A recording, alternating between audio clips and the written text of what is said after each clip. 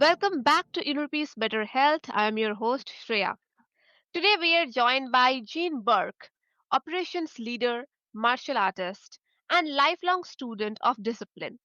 With over 30 years in management and decades on the mat as a third degree black belt, Gene knows the power of habits to shape not just performance but life itself. We'll dig into how small, consistent choices can unlock strength, balance, and resilience. So, welcome, Jean. I'm honored to have you on my show. Oh, thank you. Thank you so much. It's a real pleasure to be here. And, Jean, when do you think about positive habits? What separates them from just good intentions? Well, great question to start off with. Intentions are fine, but if you don't develop a solid, especially a positive habit routine, you could have all of the best intentions in the world. But if you don't follow through with those intentions and develop habits through discipline, you don't really make any progress. So I think it's really, really important, to start off with saying that habits are particularly positive habits because people could have positive and negative habits. But focusing on your positive habits to give you a better outcome actually does also require some discipline. And sometimes I think that kind of holds people back from developing a positive habit, but that's really kind of critical to the process. Yes. And that shows habit are not just routines, they are bridges between who we are and who we are becoming, also. And can you share a habit from your martial arts journey that translated directly into your leadership life? Yeah, sure. So when I was initially in the martial arts, at the time, I had a job where I had kind of off hours. So the classes I were taking were early in the morning. And, there were some days, especially after the night before at work, if it was particularly difficult or challenging or just stressful, there were times that I would have a really difficult time getting out of bed in the morning to make the class, the martial art class I was taking at the time. So, it actually kind of forced me to develop habits of doing things that maybe I didn't really, even though I loved it when I got there, once I got there, it was fantastic. Actually having because especially early in the morning, the bed's nice and toasty and you're all comfortable and everything. Sometimes you don't want to, you don't want to get out of bed, especially if you're comfortable. But, that kind of developed a habit where, even if I don't want to do something that is particularly pleasant in the moment, if I know it has a positive outcome at the end, that kind of translated really across my both professional and personal life as well. There are many times in life where people don't want to do things, and they push through that barrier, which is really important, and that's where discipline comes in. And then the outcome is, particularly if it's a positive route they're taking, they'll eventually get to the outcome they're seeking. That really shows how habits are not just routines, they are bridges between who we are and actually we are becoming. And also, people often struggle with consistency. What is the biggest mistake you see when trying to build new habits? Another great question. So sometimes there's a couple of things. It's kind of multi-layered, but sometimes people take on tasks that are overwhelming. Let's say they're making a major life change, for example, and they have to do things and create a habit to do that, to get to that goal. Sometimes what happens is, in my belief, people take on too much at once before actually Mhm. developing a habit. So the habit is, and again, it's consistency, but just like in Mhm. bodybuilding, or really in anything, but I'll use bodybuilding as an analogy. So, in bodybuilding, for example, let's say someone's going to work out and they want to, have bigger biceps. If they go to the gym once a month, they're not going to get bigger biceps, right? So the consistency plays into the outcome of what's happening there. And the same thing, I think, sometimes with people, what happens is they take on too much at once. They have a goal, and it's a great goal, but it might be really big. So what's really important, I think, is to break it up a little bit and to start your habits or start your process of habits, start them small. I use an example. Many people meditate, or many people do a lot of things just in the morning before they, get ready to go to work or whatever it might be. And sometimes, I use meditation as an example. Someone might meditate Mhm. for, or try to start meditating 30 minutes. Well, that's a really challenging task, especially if you've never done it before. So break it up, do 2 minutes in the morning, then three, then four, then five. And that translates into really any activity that you're doing. So I think it's Mhm. really important and it's critical to balance it. Have your goal, build consistency, build that habit and here's the thing, a habit doesn't have to be painful. A habit Yeah. can Mm. absolutely be joyous, and the task could be joyous. It depends on your mindset. If you get up and you're trying to do something and you're thinking to yourself, because I can remember I'm going back to those days when I was training in the morning. It was really about mindset. If you don't change your mindset to a positive kind of switch and think about the positive outcome on the end of it, it's really difficult to get through things. And it's really difficult to develop positive habits that are consistent and sustainable. And sustainable is the other thing. Are you going to do it? For example, if you make a goal and you say, I'm going to do this 3 times a week, no matter what happens, if you want to build discipline and disciplined habits, you have to do those 3 times a week. Move heaven and earth to do it. Yeah. It might be once a week to begin with.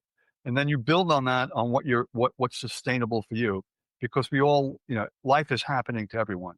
Family, kids, work, everything that's going on. So it's also important to be cognizant of the fact that you only have so much in terms of internal resources. You need to resource that in an effective, positive way. Your own resources, internal. I like that. I think it makes consistency more about recovery than perfection. And how do you personally reset when you fall off track? That's a great question. And everyone does. I fall off the off track. Just like everybody else does. I'll stop and I'll take a few minutes, and it's really important to do that. And everyone should take time for themselves. The life today is so complicated for most people. I mean, there's so much going on. Everyone has their cell phones in their hand, constant barrage of information and news and everything. So I think it's really important that actually causes a problem as well, I think, because people are so scattered because there's so much information thrown at them. It's difficult to stay focused. But, Mm. getting back to what I do is, I'll actually stop myself and I'll say, I'll literally ask myself, I'm like, what are you doing? You know, like if Mhm. I miss a goal that I've set, I'll literally sometimes, not always, I'll take a piece of paper and I'll write down what I think, what stopped me from doing it. And then I have it on paper and I say to myself, okay, now why did I do A, B, C, D, and E? And then how do I stop doing that? Or how do I avoid doing that that's going to prevent me from getting me to my goal? And I think it's important that, listen, everyone's going to fail on things. I mean, we're Yeah. human. Everyone fails. But, my philosophy is if you learn something from the failure, you're not failing.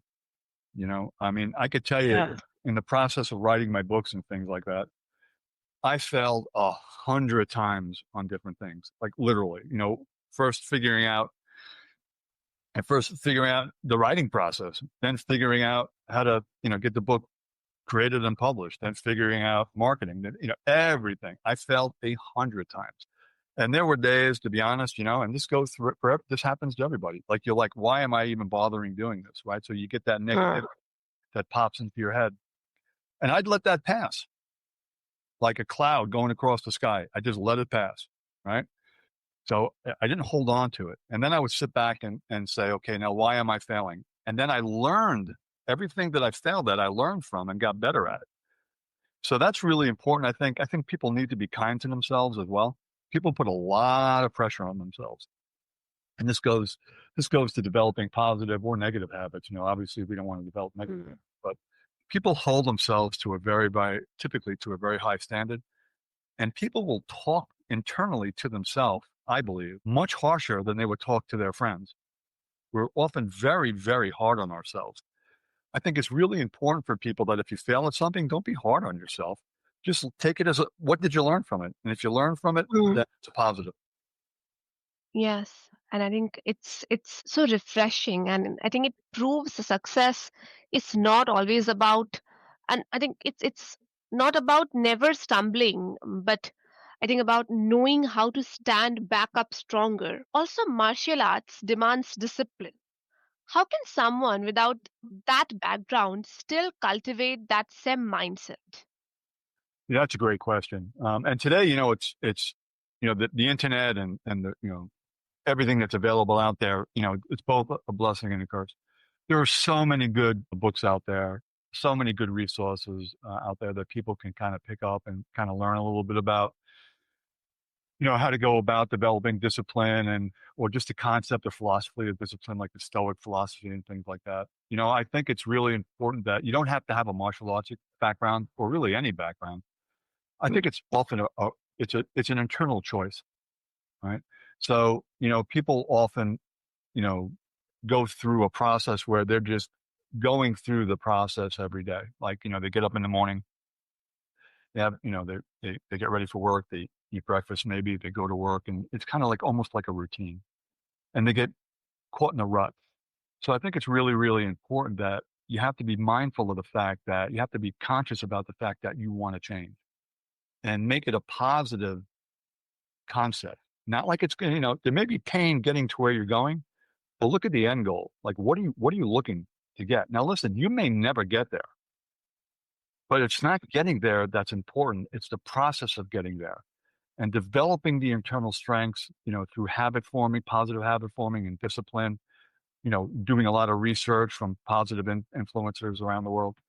And I think you can develop your own, everyone's discipline is going to be different because everybody is different. So discipline as a concept is universal, but what's a disciplined action to one person might not meet that role for somebody else. So it has to be personalized, but it has to fit a pattern and it has to fit consistency. And I think it's open to everyone, but they want that, they have to want to do it. I think that perspective makes discipline so approachable, and I think anyone can build it step by step if they follow this approach. And also, is discipline something we're born with, or can it be trained like a muscle? That's a great, great question. So I think that's a really good question. I think some people are wired a little bit different from a mentality standpoint. The Mhm. whole nature nurture. I think there are some people who are more easily. It's easier for them to adapt the disciplined lifestyle than others. But it also goes into what their environment was. If someone has grown up, let's say, for example, if someone grew up and their family, their father or their mother was in the military, that Mhm. typically kind of forms a home or a household where there's a lot of discipline, as opposed to someone who grew up in a just a chaotic environment. So, the environment also plays into it. And I do think there's something with how individuals are wired, but I don't think that negates anyone from being able to develop the habits of becoming disciplined. And again, it goes back to an internal choice and it goes back to how much, listen, my opinion, I could be wrong. Often people don't change, but you really have to want to change. Yeah. It's like, let's say, for example, if someone's, they want to lose weight or they want to gain muscle, whatever it is, they want to, they want to run a 6 minute mile, whatever it might be. And today they can only run a 12-minute mile, whatever it might be. They have to want to take those steps to get to that goal. And it's really an individual choice, but then also an individual push to keep themselves on track. Now you can have coaches, and coaches are fantastic if you can find the right coach, and it's always a great resource. One, if you have the time, if you have the money, if you have the availability, but you don't have to have an external coach. You could be your own coach.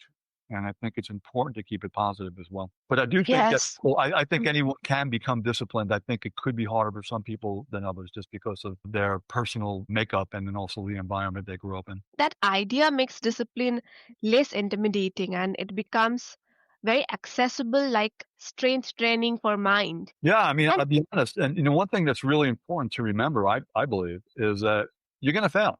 We talked about it a little bit mm, earlier. The discipline, you could even fail at discipline. I mean, it's mm, the thing is, it's okay.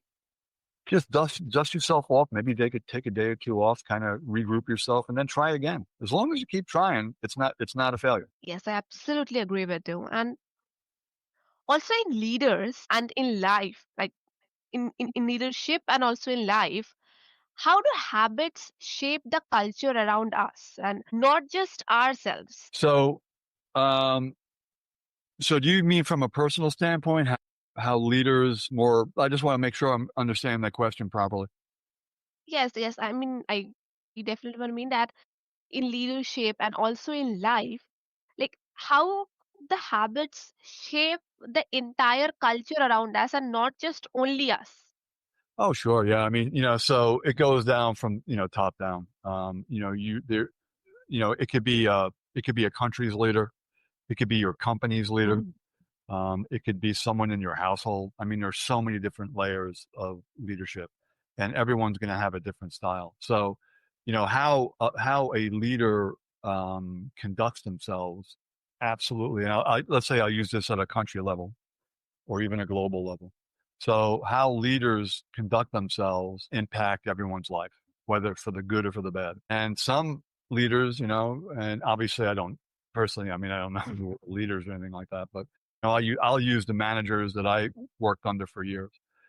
I have worked for some very, very disciplined individuals, and they had a very specific routine, you know, and they worked on building that routine, and they didn't have it always, and they learned from their experiences what worked and what didn't, particularly for them, and then how their actions impacted, let's say, for example, for the companies I work with, how their actions impacted whether it's the company as a whole or a department or even a subset within a department. And it was really interesting to watch over the years how leaders would often, not always, but the really, really good ones know how to stop, look, and adapt to what's going on. And they have a level of flexibility that while they're disciplined, part of that discipline is also understanding when something isn't working, and then to be able to step back, regroup, adjust, and then move forward again. So that's a leadership role. That's a leadership trait that I think is critical, and that's also on an individual level. Like as we just talked about, you could be trying to do Mm. something. You have to lead yourself, right?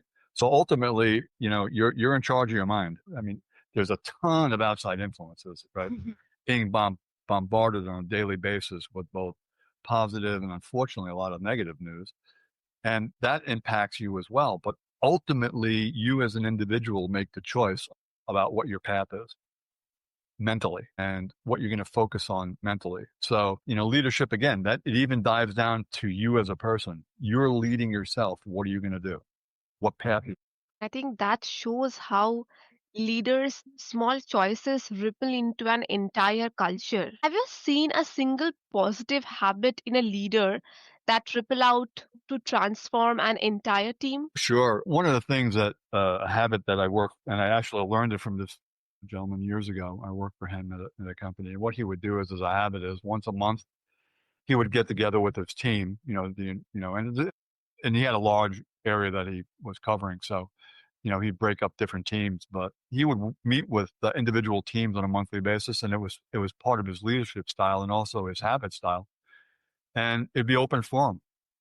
It would be what's going on, and he knew what was going on, but he wanted to hear directly from the folks on the ground who were actually doing the work. And from that habit, he obtained so much positive information that maybe wasn't always positive in the fact of what the news was, but that he was able to find deficiencies or where things were going well. And he would use that information. And then, if he had to, right, sometimes the information didn't pan anything out, right? Sometimes, to be honest, it was just noise, right? But there were times that during those meetings, he would pick up some really, really insightful feedback from his team members. And these team members were at all levels. They weren't just managers. He made sure in these meetings that he would have people who were not just the managers, but the people on the team themselves, and it was really an open forum. And sometimes things were said that would probably upset him because of what he heard. But here's what happened: every Mm. time that would happen, he would step back behind the scenes,